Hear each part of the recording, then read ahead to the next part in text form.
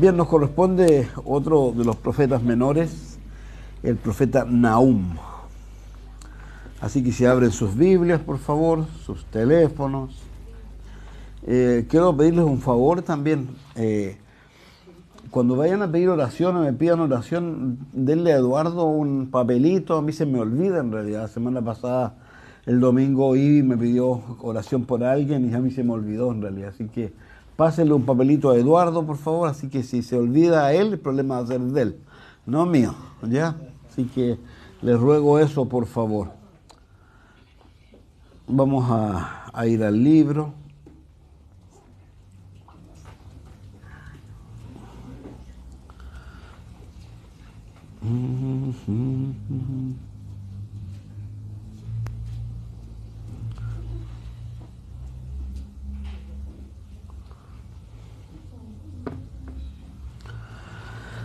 Bueno, Nahum es el séptimo de los profetas menores. Son 12 los profetas menores. Los profetas mayores son 4. Comienzan con Isaías, Jeremías, con Daniel. Y los profetas menores son desde, mirábamos, desde Oseas hasta Malaquías. Ahí están los profetas menores, son 12 profetas menores, vamos ya en el séptimo. Ahora, algo interesante con respecto a este libro, y porque el libro en sí va a hablar de algo que va a hacer Dios con respecto a una nación, tal como lo dijimos en su momento cuando estudiamos el libro de Jonás, porque este libro tiene que ver un poco, no con Jonás, sino que con el pueblo al cual Jonás le predicó, que era Nínive, que es la capital de Asiria. Y también tiene que ver con Israel, con el reino del norte. Ahora, lo tremendo de todo este libro en sí, lo que nos habla un poco es cómo las historias pueden comenzar siendo buenas historias y con muy buenos proyectos y con muy buenas ideas, o con el Señor hablando al corazón de personas, pero lamentablemente muchas veces el tiempo hace que no ocurran esas cosas, sino que al contrario se termine de la manera en que se va a terminar aquí, porque aquí no solo va a terminar el pueblo de Nínive siendo destruido, sino también el pueblo de Israel, en la parte del rey del norte. Ahora, ¿por qué digo esto? Porque cuando uno va al origen, en realidad, de esto, cuando uno piensa un poco, por ejemplo, con respecto al reino del norte, el reino del norte, lo hemos dicho muchas veces, que sale de una división que hay entre Israel cuando Dios permite que eso ocurra producto de los pecados de Salomón. Y Dios le dice que en su tiempo no va a hacer que esto ocurra, pero sí en la época de su hijo. Y lo interesante que hay cuando uno piensa que a pesar de que Dios ha tomado una medida, que ha hecho una disciplina, no por eso significa que no hay un porvenir bueno. Porque Dios disciplina, pero siempre puede haber un porvenir bueno. ¿Y por qué lo digo? Porque si uno piensa en las palabras que se le dijeron tanto a Roboam como a Jeroboam, no se olvide que a Jeroboam Dios le habló por medio de un ángel. Digamos, él no entró a esto del ministerio, no entró de una manera que a él se le ocurrió, dijo voy a ver, voy a probar, sino a él se le dio una oportunidad, una enorme oportunidad. Y la oportunidad era de servir a Dios. Pero había que hacerlo bajo los parámetros de Dios, no los parámetros del hombre. Pero lamentablemente Jeroboam, todos conocemos la historia, la hemos dicho muchas veces, a pesar de lo que Dios le dijo, de lo que Dios le prometió, él persistió en hacer las cosas a su manera, a su forma. Y su forma y su manera lamentablemente estaban influidas por el miedo, tal como mencionábamos la semana anterior cuando hablábamos un poco de Miqueas. Que Dios lo que menos quiere es que realmente hagamos caso del miedo o del temor, porque el temor pone lazo en el corazón del hombre. Y lamentablemente el miedo que él tuvo, que era que las personas que él iba a servir, como tenían que ir a Israel o a Jerusalén a las fiestas que eran obligatorias, él no quería que fueran, así que a él no halló nada mejor que inventar los 2 becerros de oro y decirles a ellos que ese era su Dios. Y de ahí hacia adelante solo hemos visto lamentablemente cosas lamentables, cosas tristes, porque no hubo un rey, no hubo un momento en ese grupo de personas en donde hubieran cosas buenas.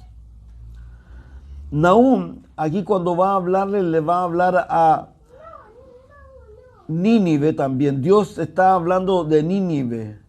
Aquí hay 3 cosas que son interesantes. Una, Dios va a hablar a Israel, va a hablar a Nínive y también le va a hablar a Judá. ¿Por qué le va a hablar a Judá? Porque a Judá le va a hablar de una manera positiva, en el sentido de que Dios iba a sacar a aquel que durante mucho tiempo lo había estado presionando de una manera que no correspondía y ellos lo estaban pasando pésimo y seguramente estaban clamando a Dios, tal como lo hizo el pueblo en Egipto, y Dios escuchó y envió a Moisés. Aquí también iba a enviar a Nahum para traer un juicio sobre Nínive. Ahora, Nahum significa consolador, significa compasivo. Ahora, dice el texto, profecía sobre Nínive, libro de la visión de Nahum de Elcos. Jehová es Dios, celoso, vengador. Jehová es vengador, lleno de indignación. Se venga de sus adversarios. Guarda enojo para sus enemigos. Jehová es tardo para la ira y grande en poder, y no tendrá por inocente al culpable. Jehová marcha a la tempestad y el torbellino, y las nubes son el polvo de sus pies. Son el polvo de sus pies. Él amenaza al mar y lo hace secar y agosta todos los ríos. Basán fue destruido y el Carmelo y la flor del Líbano fue destruida. Los montes tiemblan delante de él y los collados se derriten. La tierra se conmueve a su presencia y el mundo y todos los que en él habitan. ¿Quién permanecerá delante de su ira? ¿Quién quedará en pie en el ardor de ese enojo? Su ira se derrama como fuego y por él se hienden las peñas. Jehová es bueno, fortaleza en el día de la angustia, y conoce a los que en él confían. Más con inundación impetuosa consumirá a sus adversarios, y tinieblas perseguirán a sus enemigos. ¿Qué pensáis contra Jehová? Él hará consumación, no tomará venganza 2 veces de sus enemigos. Aunque sean como espinos entretejidos y estén empapados en su embriaguez, serán consumidos como hojarasca completamente seca. De ti salió el que imaginó mal contra Jehová, un consejero perverso. Así ha dicho Jehová, aunque reposo tengan y sean tantos, aún así serán talados y él pasará. Bastante te he afligido y no te afligiré ya más, porque ahora quebraré su yugo de sobre ti y romperé tus coyundas. Más acerca de ti mandará Jehová que no quede ni memoria de tu nombre. De la casa de tu Dios destruiré escultura y estatua de fundición. Allí pondré tu sepulcro, porque fuiste vil. Ahora, algo interesante, vuelvo a reiterar. Primero, lo que Nahum hace es presentarse. Con respecto a Nahum no sabemos nada más, no hay nada más en la Escritura con respecto a él. Muchas personas no saben en realidad dónde está el lugar en donde él habitaba. Ahora, dice profecía sobre Nínive, libro de la visión de Nahum de Elcos. Algunos dicen que la palabra Elco en realidad, o de dónde es el lugar en sí, tiene que ver con el lugar que Jesucristo luego va a elegir como su lugar para salir, como su casa donde preparaba todas las cosas, y que en realidad sería Capernaum el lugar, porque Capernaum lo que significa la aldea de Nahum. Pero no podemos dar ciencia cierta si esto es así. Entonces, ahora, algo interesante con respecto a este libro. Hay una persona que estaría muy contenta en este tiempo. ¿Saben quién es o no? Jonás. Porque Jonás esto es lo que quería en realidad. Ahora, lo interesante de todo esto, ¿qué es lo que es? Cuando uno empieza a mirar estas cosas, primero que nada, vamos a situar nuevamente el lugar en donde está. Este profeta Nahum tampoco sabemos el tiempo. Ahora, lo que sí sabemos, producto de que él habla de Nínive, ¿no es cierto? Y en la historia podemos ver más o menos cuando Nínive cae. No se olviden que Nínive, que es la capital de Asiria, los asirios caen cuando es levantada otra potencia. ¿Qué otra potencia es levantada? Los babilonios, recuerden, egipcio, Asiria, Babilonia, medopersas, griegos y romanos. Los romanos son los únicos que nadie los hizo desaparecer, sino que producto de su propia corrupción interna. Pero todas estas imperios han sido quitados por Dios, porque Dios ha ido levantando otras personas. Entonces, aquí va a traer a los babilonios para hacer desaparecer a los medo-persas. Entonces, si pensamos, perdón, a los asirios. Entonces, si pensamos en eso, lo que está ocurriendo aquí es que han pasado aproximadamente 100 años o 125 años desde que Jonás le predicó. Ahora, ¿qué es lo interesante? Yo vuelvo a reiterar, primero, consolación para Judá por lo que los asirios le están haciendo. Juicio para Israel, reitero, porque no ha querido realmente entender ni ponerse a cuenta con los caminos de Dios. Pero particularmente es con Nínive. Ahora, ¿saben? Vuelvo a reiterar lo que dije al principio. Creo que es tremendo cuando uno piensa en esto, cómo en un periodo de 120 años o 100 años las cosas pueden cambiar tanto. Porque sin lugar a duda aquí estamos hablando de personas, digamos, no estamos solo hablando de una capital, no solamente estamos hablando de un país, estamos hablando de familias. Porque si volvemos a la historia, esencialmente, la historia nos dice que hubo un avivamiento de tal magnitud que no solo el rey, sino que todas las personas. Entonces, ¿qué pasó? Que en un periodo, cuando uno lo piensa, por ejemplo, en 120 años, significa que de repente, no sé, pues yo puedo, si me dispongo, estoy yo, está Diego, está Caleb y a lo mejor los hijos de Caleb. Digamos, esas 4 generaciones abarcarían esos 100 años, 125 años.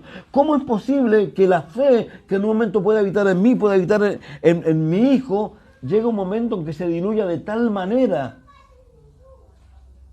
Porque aquí esto se ha diluido de tal manera que estas personas ni siquiera se parecen a los asirios a los cuales Dios le está hablando. Estos son mucho más crueles que sus abuelos, por llamarlo así. Entonces, ¿qué es lo que pasa? ¿Qué es lo que acontece con estas personas? Y esto no es algo menor. ¿Por qué razón? Porque vuelvo a reiterar, uno lo puede mirar, son 120 años en donde ha habido un avivamiento que no es menor. Entonces, ¿qué es lo que pasó con estas personas? Estas personas fueron poco a poco empeorando en sus acciones y volvieron a hacer lo anterior con más maldad. Entonces, ¿qué puede aprender uno con esto en realidad? Ahora, cuando uno mira esto, el Nuevo Testamento, por ejemplo, no está ajeno a esto. El Nuevo Testamento también enseña acerca de esto. Por favor, miren conmigo en 2 de Pedro, en el capítulo 3. El apóstol Pedro, que está realmente preocupado, ¿no es cierto? Y por eso escribe estas 2 cartas y les escribe a ellos.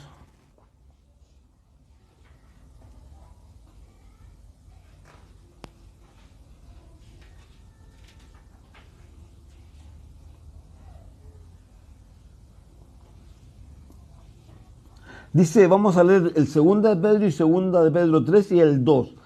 El 3 dice, y tened entendido, verso 15, que la paciencia de nuestro Señor es para salvación, como también nuestro amado hermano Pablo, según la sabiduría le ha sido dada, os ha escrito en casi todas sus epístolas, hablando en ella de estas cosas, entre las cuales hay algunas difíciles de entender, las cuales los indoctos e inconstantes tuercen, como también las otras escrituras para su propia perdición. Así que vosotros, oh amados, sabiéndolo de antemano, guardaos, no sea que arrastrados por el error de los inicuos caigáis de vuestra firmeza, antes bien creced en la gracia y el conocimiento de nuestro Señor y Salvador Jesucristo. A Él sea gloria, ahora hasta el día de la eternidad. Amén. Alguien hacía mención con respecto a esto, que esto es como con los matrimonios. Los que están casados, de repente el matrimonio, si tú realmente no te preocupas del matrimonio, el matrimonio puede llegar en un momento determinado a ser una cosa ya de convivencia, porque ya es una cosa ya de convivencia nomás. Pero no hay fuego, no hay nada. ¿Por qué? Porque de alguna manera eso no se ha ido cultivando. Con respecto a las cosas de Dios es lo mismo. Cuando uno mira en 2 de Pedro, el capítulo 2, el mismo autor, el mismo Pedro, que va a hablar acerca de lo que ocurre, en el capítulo 2 es mucho más tremendo. ¿Por qué razón? Porque luego de enseñar, ¿no es cierto?, lo que ha ido pasando con anterioridad y que las personas que dicen que nada de eso puede volver a ocurrir, él coloca un ejemplo aquí de personas que lamentablemente hicieron algo y que los llevó a llegar a un estado tan tremendo. Dice el verso 15, luego de dar una descripción horrorosa, han dejado el camino recto, se han extraviado, siguiendo el camino de Balaam, hijo de Beor, el cual amó el premio de la maldad y fue reprendido por su iniquidad, pues una muda bestia de carga, hablando con voz de hombre, refrenó la locura del profeta. Estos son fuentes sin agua, nubes empujadas por la tormenta, para los cuales la más densa oscuridad está reservada para siempre, pues hablando palabras infladas, vanas, seducen con concupiscencia de la carne y disoluciones a los que verdaderamente habían huido de los que viven en error. Les prometen libertad y son ellos mismos esclavos de corrupción, porque el que es vencido por alguno es hecho esclavo del que lo venció. Ciertamente, si habiendo ellos escapado de las contaminaciones del mundo por el conocimiento del Señor y Salvador Jesucristo, enredándose otra vez en ellas, son vencidos, su postrer estado viene a ser peor que el primero, porque mejor le hubiera sido no haber conocido el camino de la justicia, que después de haberlo conocido volverse atrás del santo mandamiento que le fue dado. Pero les ha acontecido lo del verdadero proverbio: el perro vuelve a su vómito, la puerca lavada a revolcarse en el cieno. Y esto no es menor, porque no solo está aquí presente, lamentablemente. Cantábamos una canción recién, y eso hay que tener esa seguridad, que Dios nunca te va a dejar.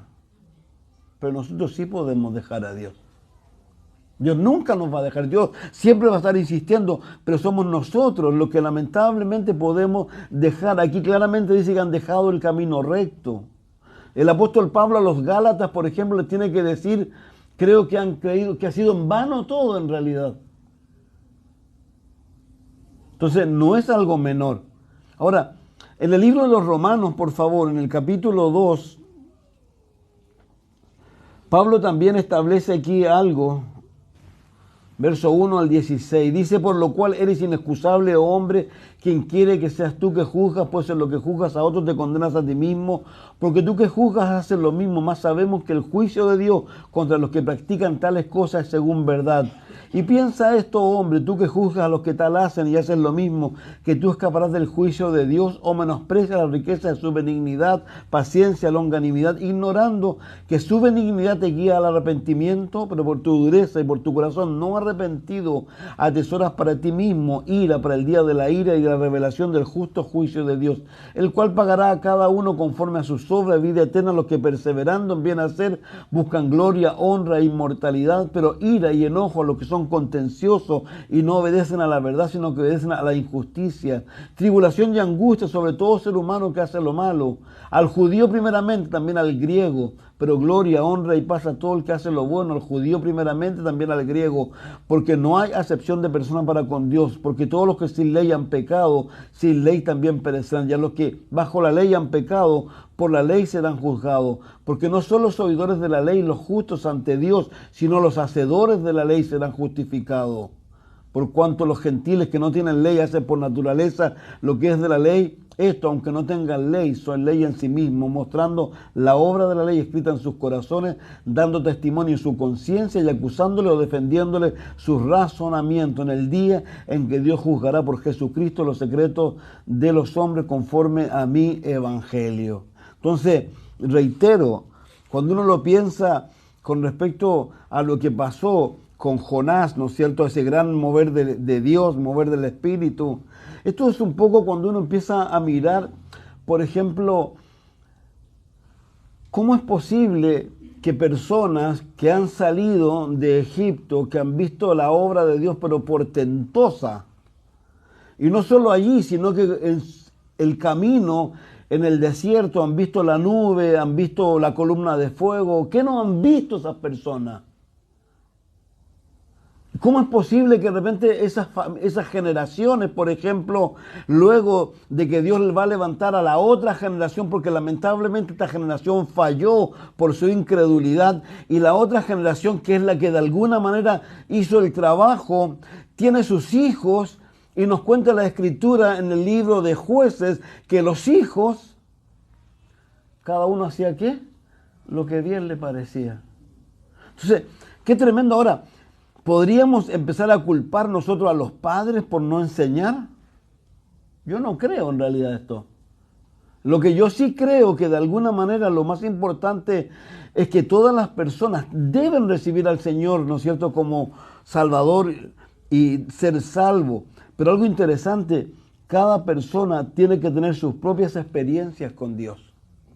Todos nosotros, digamos, yo reitero, esto es tan importante en el sentido de que tú y yo tenemos una vida con Cristo, aparte de lo que es la iglesia. Digamos, la iglesia es un lugar donde tú y yo nos juntamos, pero si tú no tienes una vida con Cristo, no sé qué más podemos esperar. Si yo no tengo una vida con Cristo, no sé qué más puedo esperar yo, ¿no? Entonces, de alguna manera eso es lo que ha ido ocurriendo, porque aquí claramente dice, han dejado el camino recto. Entonces, y vuelvo a reiterar, porque lo que pasó no fue algo menor, ¿no? Reiteremos, fue un avivamiento de tal magnitud que no hubo persona que no fue tocada por Dios. Fue el país entero, Nínive entero.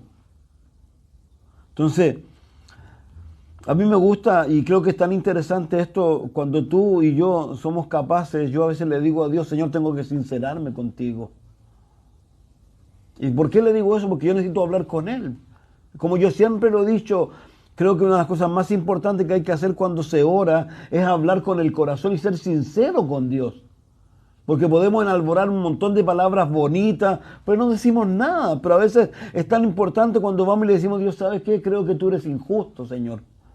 Señor, creo que no sé, cosas de esa naturaleza que están en tu corazón por lo que tú estás viviendo. Cuando uno mira la Escritura, uno se da cuenta que eso ocurre realmente en la vida de muchas personas y es lo que ha sido gravitante en la vida de personas. Que a pesar de lo que puedan estar viviendo su entorno, porque esto es tan importante porque muchas veces nosotros le echamos la culpa al entorno. No es culpa nuestra del entorno. Mi familia, la iglesia, lo que sea.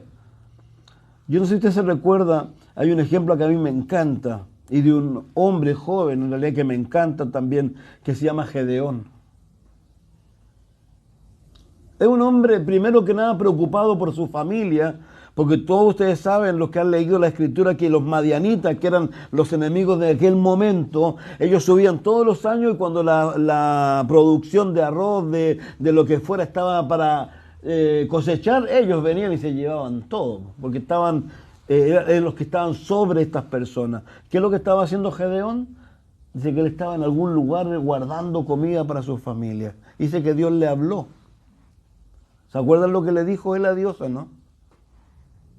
Es verdad, me han hablado de ti, pero ¿sabes qué? Yo no te conozco en realidad. Yo no te conozco. Y se atrevió a probar a Dios. Obviamente Dios después lo probó a él, pero él se atrevió a probar a Dios. Entonces, de alguna manera lo que es importante aquí, donde yo quiero determinar un poco el primer capítulo y el día de hoy, es un poco a eso, a que tú y yo también tenemos un peligro que podemos terminar nuestra vida de una manera que no nos queremos. Porque la Biblia no es ajena a mostrarnos una cantidad enorme de ejemplos de personas que terminan su vida de manera que no corresponden al punto que Jesús dice en el libro de Mateo capítulo 7, que no todo aquel que le dice Señor, Señor, entrará al reino de los cielos. Digamos que llegue un momento en mi vida que yo pueda tener esa relación con Dios, que le pueda decir Señor, pero no tengo ninguna comunión con Él. Entonces Dios nos invita a nosotros eso. Entonces, vuelvo a reiterar, ahí uno puede mirar esto a Gedeón, y no solo a Gedeón, sino que podemos mirar en la Escritura claramente las experiencias de tanto. En realidad en Hechos 10 tenemos la experiencia de Cornelio, ¿se acuerdan? Dice la Biblia que la gente hablaba bien de Cornelio, pero no era suficiente. Cornelio tenía que tener una experiencia con Dios. Y Dios, ¿qué es lo que hizo? Movió a Jorge. Primero le dio un sueño a él, luego le dio un sueño, una visión a Pedro, ¿no es cierto? Y todo lo que ocurrió allí, pues. Pedro va para allá y ocurre algo sobrenatural. Los mismos apóstoles, por ejemplo, en Hechos capítulo 13, cuando ellos son separados, que el Espíritu Santo habló, en Hechos 2 el Espíritu Santo vino sobre ellos. Entonces, nosotros cuando nos olvidamos de ciertas cosas, eso es lo que nos lleva a, vuelvo a reiterar, a poder caer, a lo mejor en como dijo Jesús. Jesús dijo, acuérdese que de 7 iglesias, 5 iglesias Él las reprende. Las 2 más crudas, porque una es la que se compromete con el mundo, pero las 2 más crudas para mí es la iglesia de Éfeso, que en un periodo de 30 años el Señor Jesús le tiene que decir, ¿sabes qué? Has dejado de amarme. 30 años. Yo ya tengo cerca de 40 años en Cristo. Y a la iglesia de la Odisea, ¿qué es lo que le tiene que decir? ¿Sabes qué? Tú no eres frío ni caliente. Por tanto, te vomito de mi boca. Y son estados reales, ¿no? Ahora, ¿por qué ocurrió eso? Obviamente por la razón que estamos diciendo. ¿Por qué? Porque lamentablemente a veces hay algo que es el tiempo, el paso del tiempo hace que empecemos a abandonar el camino o lo que realmente en algún momento era tan importante para nosotros. Nosotros realmente debiéramos procurar lo que el apóstol Pedro enseña también en segunda de Pedro, no lo que hemos leído. Leímos algo en el 3:18, que es lo que decía que debemos crecer en la gracia y en el conocimiento de nuestro Señor Jesús. Nosotros tenemos que tener una medida, la medida es Cristo. Y eso no debemos cesar de eso. Ahora yo no estoy diciendo, y quiero que entiendan esto, por favor, que estamos hablando de ser perfectos. No, estamos hablando de esa necesidad que tenemos, porque somos necesitados de Dios. Jesús lo dijo en Mateo 5, bienaventurados los pobres en espíritu, bienaventurados los que necesitan a Dios. Yo no sé si a ti te pasa, a mí me pasa, todos los días tengo que ir a rogar por su misericordia, porque necesito su misericordia en mi vida. Lo necesito a Él, necesito que Él me toque. Porque cuando Él no me toca no hay cosa más triste en realidad. Porque fácilmente podemos caminar, reitero, pero no de la manera en que Dios quiere que caminemos. Miren en 2 de Pedro, por favor, capítulo 1.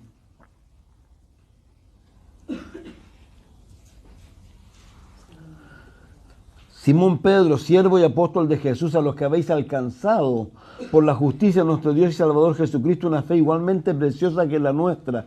Gracia y paz sean multiplicadas en el conocimiento de Dios y de nuestro Señor Jesús. Como todas las cosas que pertenecen a la vida y a la piedad nos han sido dadas por su divino poder, mediante el conocimiento de aquel que nos llamó por su gloria y excelencia, por medio de las cuales nos ha dado preciosas y grandísimas promesas, para que por ella llegases a ser participante en la naturaleza divina, habiendo huido de la corrupción que hay en el mundo a causa de la concupiscencia, vosotros también poniendo toda diligencia por esto mismo. Fíjese la palabra que usa aquí, ¿se acuerdan de los viejos? ¿Para dónde va, mamá? Va a hacer una diligencia. Lo que está hablando cuando dice poner diligencia es un poco lo que a veces uno ha sido hasta majadero. Cuando Jesús dijo, miren las aves, miren los lirios, busquen primero el reino de Dios y su justicia y las demás cosas déjenmelas a mí. Con cuánta facilidad nosotros dejamos las cosas de Dios. Y cuando hablamos de las cosas de Dios, hablamos de la devoción. El salmista dice, temprano te buscaré.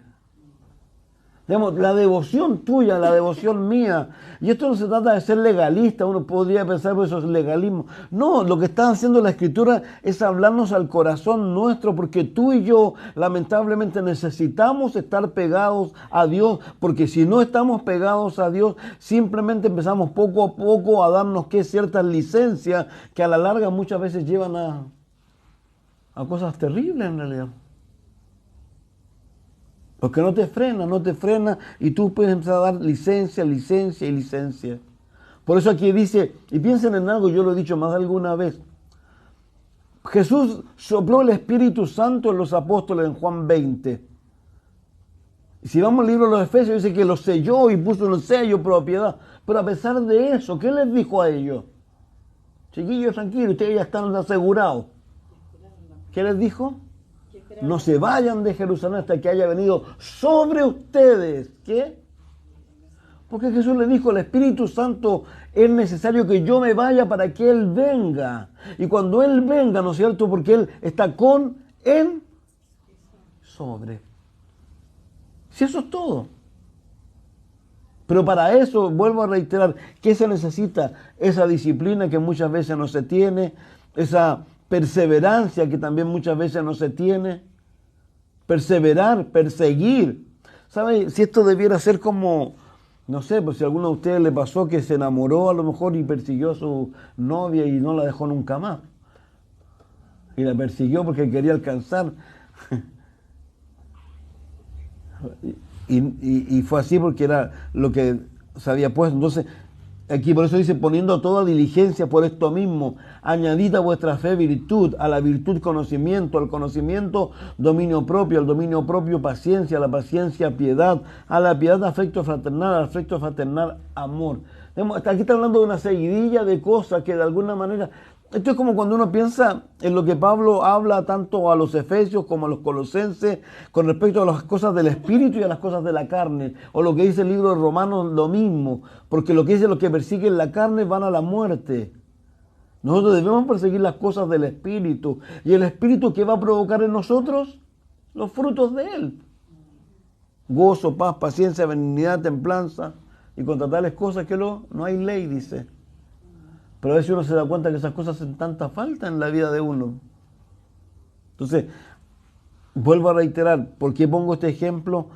Porque tremendamente Dios va a tener que hacer un juicio sobre un grupo de personas que lamentablemente tuvieron la oportunidad de a lo mejor de no haber llegado a este estado tan calamitoso, de tener que obligar a Dios a poner su mano tan fuerte y tan poderosamente que los va a hacer desaparecer. Y no solo a ellos, a los ninivitas o a los asirios, sino también, vuelvo a reiterar, a Israel. Y no solo a Israel, cuando uno va más adelante al pueblo de Judá, no se olvide que los va a mandar 70 años, ¿dónde? A Babilonia. ¿Y por qué razón? Si uno lee el libro de Jeremías, ahí tú tienes todas las explicaciones. Pero ellos, tal como dice Jeremías el capítulo 1 y el capítulo 2, porque la esencia de esto es esa. El capítulo 1 y el capítulo 2 de Jeremías, ¿qué es lo que dice? Particularmente dice, Dios, ¿sabe qué? Me acuerdo de tu desposorio. Me acuerdo cuando andabas detrás de mí. ¿Qué pasó? Cuando yo era lo más importante para ti. Eso es lo que le dice Dios a Israel o al pueblo de Judá. ¿Qué pasó? Entonces uno tiene que tomar en consideración estas cosas. Por eso aquí dice, y fíjense lo que dice el verso 8 del 2 de Pedro, porque si estas cosas están en vosotros y abundan, no os dejarán estar ociosos, ni sin fruto en cuanto al conocimiento de nuestro Señor Jesucristo. Pero el que no tiene estas cosas tiene la vista corta, es ciego, habiendo olvidado la purificación de sus antiguos pecados, por lo cual, hermano, tanto más procurad hacer firme vuestra vocación y elección, porque haciendo estas cosas no caeréis jamás, porque de esta manera os será otorgada amplia y generosa entrada en el reino eterno de nuestro Señor y Salvador Jesucristo. Por esto yo no dejaré de recordaros siempre estas cosas, aunque vosotros las sepáis y estéis confirmados en la verdad presente, pues tengo por justo, en tanto que estoy en este cuerpo, el despertaros con amonestación, sabiendo que en breve debo abandonar el cuerpo, como nuestro Señor Jesús me ha declarado. También procuraré con diligencia que después de mi partida vosotros podáis en todo momento tener memoria de estas cosas. ¿Se acuerda del apóstol Pablo cuando se despide de los pastores en realidad y de los ancianos en Mileto? Y les dice una cantidad de cosas no menores y le dice del por qué le dice esas cosas, porque después que yo me vaya, dice, van a venir ¿qué? Lobos. Y de medio de ustedes se van a... Por eso yo los encomiendo, dice, a Dios y a su palabra. Entonces, reitero, si aquí lo básico, ¿sabe qué? Es volver a lo más simple, que es a vivir días sencillos de 24 horas, pero por sobre todo días en donde tú, como hace el salmista, buscas a Dios. El principio es tremendamente claro. Juan 15, ¿qué es lo que dijo Jesús? Pegados a mí y separados de mí, ¿qué dice? Nada podéis hacer. Si esto es así de simple. Yo no puedo darme ese lujo. Si yo me doy ese lujo, claramente van a poder suceder una cantidad de cosas no menores. Entonces, lo que Dios siempre nos está pidiendo más cerca, no más lejos. La separación trae un caminar malo. Es como, ¿saben qué? Esto es como, no sé si usted ha visto películas de los soldados americanos, sobre todo, que a veces van y están en el frente, y a veces en un periodo, en 2 periodos, en 3 periodos, en 4 periodos, y cuando vuelven a casa es casi imposible estar en su casa.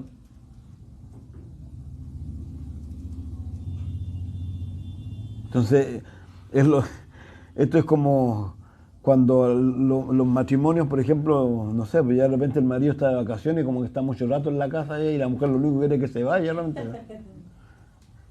No debiendo ser así, po. No debiendo, pero sucede. Es como lo que decíamos, ¿se acuerdan? Que nos reíamos tanto cuando aprendíamos el libro Cantares y que decía, ¿qué es lo que decía la mujer? Ahí viene mi amor. Ay, habrá la celosía, decía, viene mi corzo amado, y su corazón le latía. ¿Y qué dicen algunas mujeres cuando llega el marido? Anda, se acabó la fiesta. Se acabó la fiesta. Eso es algo gráfico, pero es lo mismo con Cristo. Yo reitero, por favor, si no son mis palabras. Es re fácil, ¿saben qué? Llegar a convertirnos en religiosos, es re fácil llegar a ser personas que caminamos con Cristo, pero no realmente caminamos con Cristo. Ya nos hemos hecho una cosa habitual. Pero Dios no nos invita a eso. Dios nos invita de verdad a que nosotros podamos ser personas que podamos ser sorprendidos por Dios.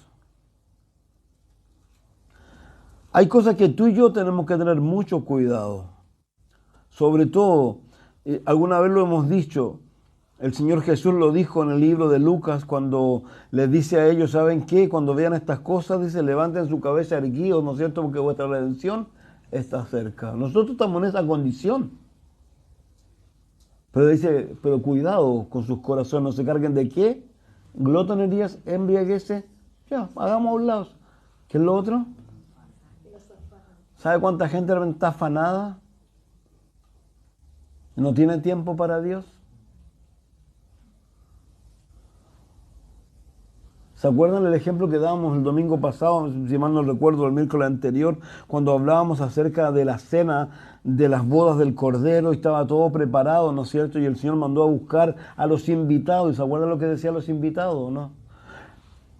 Me compré unos animalitos, me compré esto, no, estoy ocupado. Es lo mismo que ocurrió con aquellas personas a las cuales Jesús los invitó. Luego que alguien vino y se ofreció y él le dijo, ¿sabes qué? Pero no hay plata para hoteles, no hay plata para nada. Ah, no.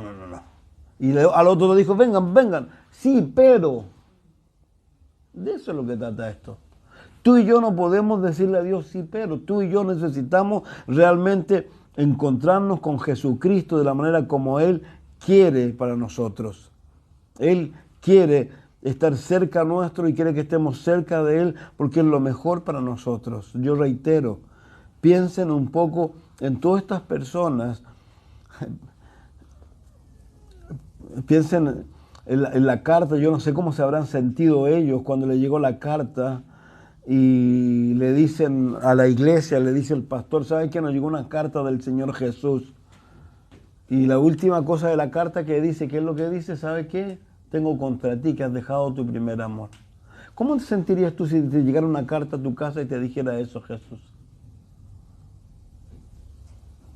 Entonces, yo reitero, Dios nos está invitando a algo totalmente diferente, hermanos míos. Yo lo he dicho en más de alguna ocasión. Nosotros estamos viviendo unos días que son gloriosos en realidad. ¿Por qué? Porque estamos viendo algo que no ha visto nadie. Nadie. Para atrás nadie tuvo el privilegio de lo que estamos viendo nosotros. Nosotros estamos viendo la inteligencia artificial. Lo que yo les decía a ustedes que hasta hace poco tiempo uno llamaba un call center. Ya habían hartas personas, ahora ya no hay un call center. ¿Qué es lo que es? O si alguien lo vio, esa periodista que lo mostraron en televisión, que otro periodista la entrevistó Y la periodista no era una persona. Y él decía, pero y el otro le contestaba de una manera. Tú y yo hemos visto lo que dice el libro de Daniel. ¿Qué dice el libro de Daniel? Que en el tiempo del fin la ciencia aumentará más y más. Este es el tiempo del fin.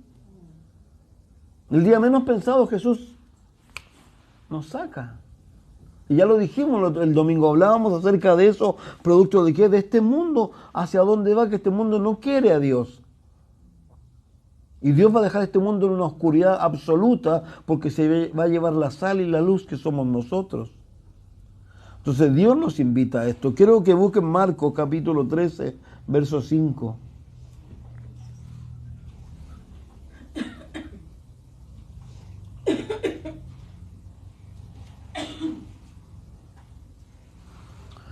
Jesús respondiéndoles, comenzó a decir, mirad que nadie se engañe porque vendrán muchos en mi nombre diciendo yo soy el Cristo y engañarán a muchos. Cuando oigáis de guerra, de rumores de guerra, todo lo que estábamos mencionando recién, que termina en el libro de Lucas, que a mí me encanta, cuando dice, sobre todo con el afán y la ansiedad. Recuerden, por favor, la Escritura nos muestra también el mismo ejemplo cuando Jesús tiene que decirle a una persona que piensa que lo está haciendo, pero increíblemente bien, y Jesús le tiene que decir, ¿sabes qué? Estás equivocada.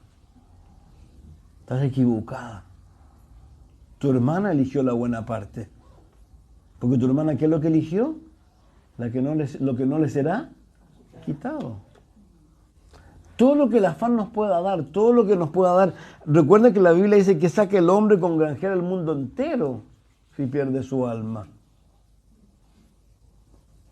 Entonces, yo reitero, creo que el llamado que Dios nos hace a nosotros, a cada uno de nosotros hoy día, tomando el ejemplo de lo que Él va a hacer con Nínive, como lamentablemente en un periodo de 100 años, de 4 generaciones, ellos llegaron a este estado tan calamitoso, pudiendo haber sido una vida totalmente diferente. Y como mencionábamos, lamentablemente la iglesia de la misma manera llegó a estados terrible al cual Jesús tiene que llamarles la atención y sobre todo llamarlas al arrepentimiento para que giren y vuelvan a las cosas de Dios, porque es lo mejor. El día menos pensado, ¿saben? Yo me sorprendía, bueno, yo me equivoqué, en realidad supe que murió un familiar de Nelson, pero yo estaba convencido que era una persona, y yo le decía a Margarita, porque yo lo veía sentado, pero me dicen que él es como monga, ¿no? Se mueren todos menos él. Yo pensaba que era él, pero por ejemplo hace poco también me decían que la dama de acá arriba, la señora que atendía el negocio, no estoy seguro, la esposa de Mario, falleció. Dice que Mario la fue a ver y estaba muerta, le dio un ataque. Entonces, nosotros a veces sin darnos cuenta estamos jugando con fuego. Pensando que tenemos toda la vida por delante. A lo mejor sí, a lo mejor no. Entonces, a eso es lo que Dios nos invita, y vuelvo a reiterar, Dios nos invita a eso, sobre todo, por favor, para que no nos ocurra, y ojalá no solo no nos ocurra a nosotros, sino tampoco le ocurra a los nuestros, en realidad, que lamentablemente ellos tengan que terminar en el lugar de tormento, en algún otro lugar, producto de que a lo mejor nosotros no fuimos suficientemente empáticos con ellos, no lo sé. No fuimos lo suficientemente, no lo sé en realidad, pero creo que es tremendo, creo que es increíble cuando la fe se puede traspasar sabiendo que cada persona tiene que tener su propia experiencia, pero tal como lo que le dijo Pablo a Timoteo, cuando le dijo, habló de su fe, pero la cual primero habitó ¿en quién? En su madre y en su abuela. A eso es lo que nos invita a nosotros, que realmente que la gente vea que lo que decimos es cierto. Yo puedo decir, Dios es lo más importante en mi vida, pero saben que de repente cualquier cosa me saca de las cosas de Dios. No, la iglesia no es tan importante hoy día, hay otras cosas que hacer. A lo mejor soy demasiado estricto con eso, pero no es a eso lo que nos llama Dios. ¿Acaso Él nos ha dicho claramente que no quiere segundos lugares, quiere que sea realmente lo primero en nuestra vida? Al punto que reitero que lo que Él dice, yo Busca primero el reino de Dios. Dice, búscame a mí, encárgate de buscarme a mí y yo me voy a encargar de ti. Yo creo que no hay mejor negocio, de mí, la manera que lo estoy diciendo, que podemos hacer. ¿Cuántas personas de repente cuando van a buscar trabajo confían en algún amigo, en algún pituto, ¿no es cierto? Claro, que tiene cierta... Pero Dios nos está diciendo, ¿sabes qué? Confía en mí. Y el que nos dice que confiemos en Él es el que hizo el cielo, la tierra, el mar, las Pleiades, le puso nombre a las estrellas. O sea, eso es lo que nos invita a Dios. Que no nos equivoquemos. Que no pongamos nuestro énfasis equivocadamente en las cosas, como vuelvo a reiterar. ¿Qué saca? Claro, a lo mejor en los logros humanos, a lo mejor puede traer muchas cosas, pero ¿y qué? ¿A dónde los vas a llevar? ¿Al lugar de tormento? ¿Al lago que arde con fuego y azufre? Entonces el ánimo es ese, mis hermanos, aprender de este libro. Es una introducción, pero lo tremendo es eso, cómo en un periodo tan corto de tiempo ellos llegaron a este estado y obligaron a Dios, vamos a decirlo de esa manera, a hacer lo que tiene que hacer. Porque ellos los obligaron. No se olvide que el hecho de que Dios juzgue o que Dios castigue no significa que Dios no ha amado. Dios siempre ha mostrado el amor. Y vuelvo a reiterar, la Biblia está llena de ejemplos de esa naturaleza. No lo vamos a ver hoy día, pero recuerden el libro de los Hebreos. El libro de los Hebreos, por ejemplo, habla mucho de eso. Habla de personas que disfrutaron de cosas de Dios, pero que luego las abandonaron. Entonces, Dios no quiere eso. Dios lo que más quiere realmente que tú y yo lo pasemos bien en esta vida. Y la mejor manera de pasarlo bien en esta vida es pegados ¿a quién? A Jesucristo. Entonces, yo te animo una vez más. Yo no sé... Yo le decía a alguien algo el otro día. Si alguien viene y me pregunta algo, yo lo primero que le voy a preguntar, o me dice algo, lo primero que le voy a preguntar, dime, ¿qué libros de la Biblia estás leyendo? Segundo, dime, ¿qué te está diciendo Dios? Porque hay gente que no lee la Biblia. Hay gente que no escucha a Dios. ¿Cómo lo van a escuchar? O sea, eso hay que volverse, eso es lo básico. Yo de repente creo que a veces la modernidad nos afecta. Pero yo reitero, yo creo que no hay nada más alucinante, al menos cuando no tenía auto y tenía que ir a trabajar en micro, ¿no es cierto? Y en la micro, ¿qué es lo que hace uno? Lee. Yo no sé si te has dado cuenta que no te vas en la micro y hay gente que va leyendo, hay cristianos que van leyendo. Eso es su devocional. Pero va haciendo, aunque sea en la micro. Tú no puedes darte el privilegio de no hacerlo, no puedes darte el lujo de no hacerlo. Tú tienes que hacerlo, yo tengo que hacerlo, yo tengo que... ¿Sabes qué? Nosotros tenemos que obligarnos. Si aquí hay una cosa que hay que obligar, es como las levantadas temprano. Tú te puedes levantar a las 2 si querés, pero perdís mediodía. Pues si tú te obligás a levantarte temprano, tú tienes que obligarte a leer. Y pedirle a Dios que te ayude y que te guíe, que Él haga lo que Él tiene que hacer. Pero no podemos dejar de lado estas cosas porque vuelvo a reiterar. Puede suceder que en algún momento podamos enchuecarnos y no vamos a tener ningún asidero donde agarrarnos. Entonces, yo te invito a eso, te invito a que realmente vuelvas a lo básico. Como siempre por ahí doña Cecilia a veces hablaba, decía de lo que dice Jeremías cuando preguntaba, ¿se acuerdan por qué? Por los caminos antiguos, por los caminos viejos. Cuando conocimos a Jesús, yo reitero, si eso es lo más básico, por eso él dice, has dejado tu primer amor. El libro de Jeremías, el capítulo 1 y 2, de eso les dice a ellos, me acuerdo de cuando andabas detrás de mí, me acuerdo de tu desposorio, que hallaron de malo en mí vuestros padres, que se alejaron de mí y se fueron tras lo que no aprovecha. Y se hicieron vanos. Hay muchas cosas que no aprovechan, parecieran, pero en la práctica no aprovechan. Lo más importante para ti y para mí es comunión con Dios. Como dice el Señor, pegados a Él llevamos muchos frutos. Separados de Él no podemos hacer nada. Padre, gracias por darnos este tiempo, gracias por tu palabra, gracias por el ejemplo, Dios, lamentable, Señor, de esta gente, de los ninivitas, Dios, de Asiria, de que pudiendo a lo mejor haber perseverado en el tiempo, no lo sé, Señor. Pero lamentablemente volvieron atrás, Señor, y se cumplió a lo mejor en ellos lo que dice Pedro, Señor. Como el perro vuelve al vómito o la puerca al barro, Señor. Oramos, bendito Dios, que nos ayude, Señor, a todos y a cada uno de nosotros, Señor. Oramos para que tú nos des un segundo aire, Señor. Sobre todo en estos tiempos de espera ansiosa, Señor, de que tú vengas por nosotros, Señor, o a lo mejor tengamos que partir de este mundo por la edad que ya tenemos, Señor. Pero te pedimos tu ayuda, Señor. Queremos concluir de la mejor manera posible. Te pedimos que nos ayudes, Señor, a que estos años que sean los últimos, a lo mejor sean los mejores de nuestra vida, Señor. Y te pedimos que nos ayudes a poder pensar como Pablo, Señor, que para él el vivir es Cristo, el morir ganancia. Y como dice, le espera la corona de justicia. Está pronto a ser sacrificado, dice, pero le espera la corona de justicia, no solo a él, sino a todos los que aman tu venida. Señor, te ruego que nos ayudes, Señor, danos amor genuino, danos perseverancia, Dios, ayúdanos, disciplínanos, danos visión, danos deseos, Señor. Ayúdanos a persistir por los hijos, las hijas, los padres, las madres. Ayúdanos cada día a llevarlos a ti, ayúdanos a ir contigo también a veces en los días de tristeza, en los días donde nos sentimos miserables, Señor.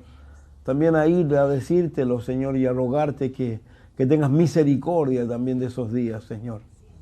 Amado Dios, oramos en esta hora por todos los que están viviendo dificultades, Señor, para que tú les ayudes, Señor, y para que en ellos, Señor, se pueda generar lo que tú dices que se puede generar en estas personas, Señor, o en cada uno de nosotros, que podemos llegar a decir todo lo puedo en Cristo que me fortalece, Señor. Que a los que aman a Dios todas las cosas le ayudan a bien. Yo te ruego en esta hora por cada uno de los que está sufriendo. Oramos por Gerald, Dios, para que tú la ayudes, la levantes, Señor.